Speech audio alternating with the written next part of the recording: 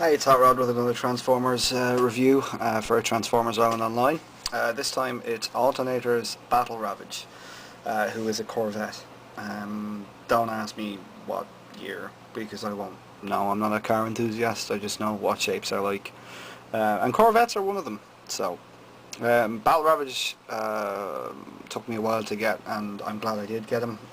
I didn't want to get Trax, I didn't like the Trax one.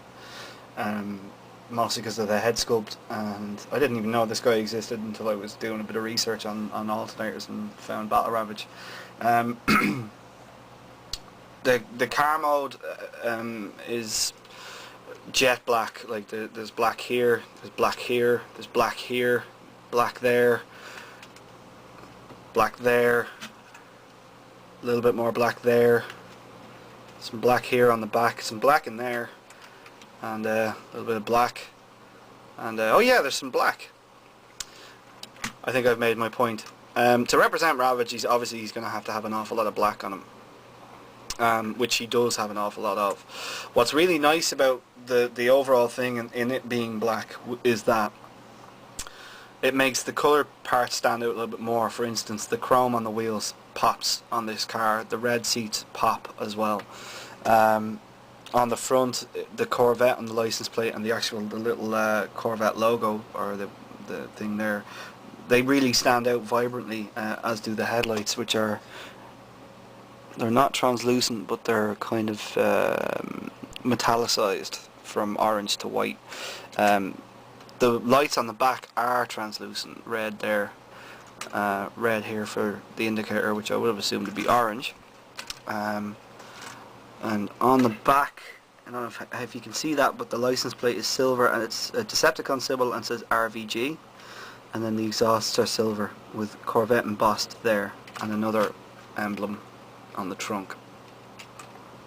The side mirrors are also there, they're black as well. Obviously they're not reflective, though there's stickers there to give the idea that they are. It's not like Alternity.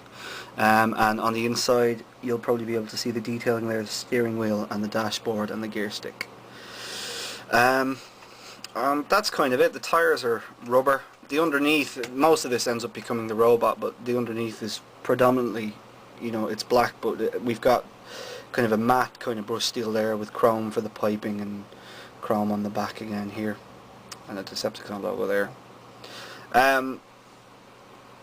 I just really like this. I haven't done an Alternators review, and I wanted to do this guy, and I wanted to do it as well because Stephen Ultra CEO, who's mad into Alternators at the moment, he's trying to get his hands on them all.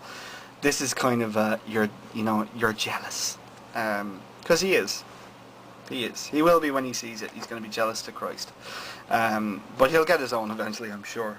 But this is a great car mode, really good car mode. Really like it. Prefer it being used for this than I do for Trax. Just the Trax one doesn't seem right. What's nice as well about the detailing in here is that you can actually see the brake, the disc brakes in there. I don't know how well they're turning out, but they're on all the wheels. You can see them, and they look really cool. And that's it really. We'll move on to the robot mode.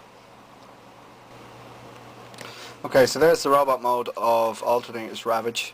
It's using the Trax model, so the actual model itself is identical. I mean, you get the rear parts of the car there, the front parts are down here with the legs, and there's a bit of cheating going on in the respect that, well, the Trax version came with a canopy, which kind of makes that make sense, because I guess it's supposed to be a shrunken down version of the canopy, but Ravage doesn't come with a roof, so I don't know.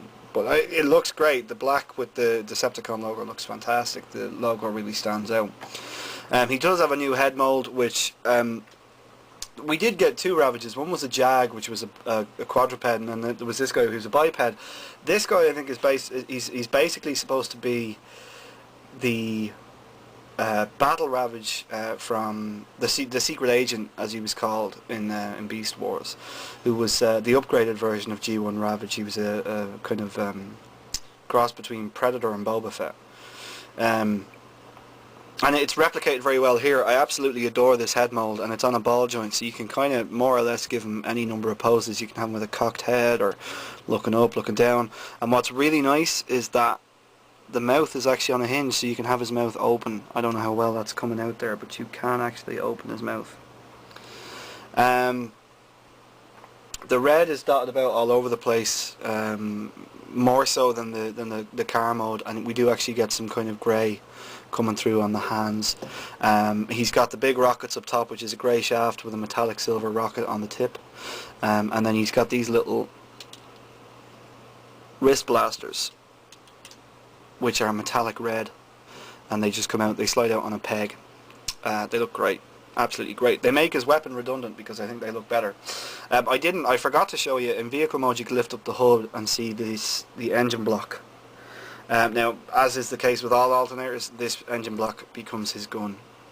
So you bring the pistons down like that and you flip out the handle.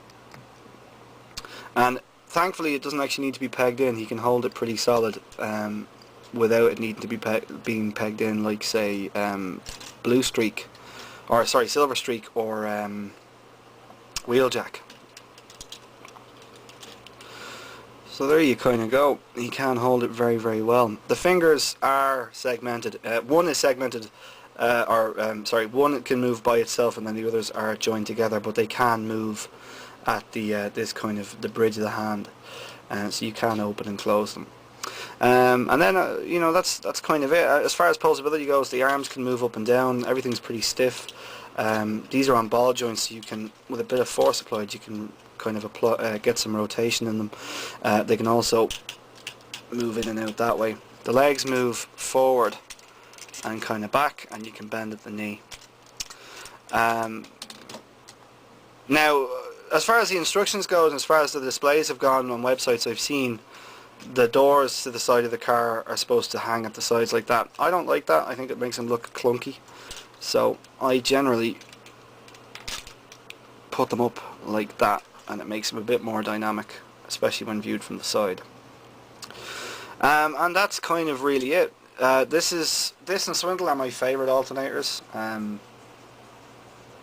This guy almost beats it. If he had a bit more rotation of the waist or something, so like a little bit more posability, it would have been much better. But I think overall, he's just a very, very cool toy, and the jet black really suits him. He should be on the cover of a Spinal Tap album.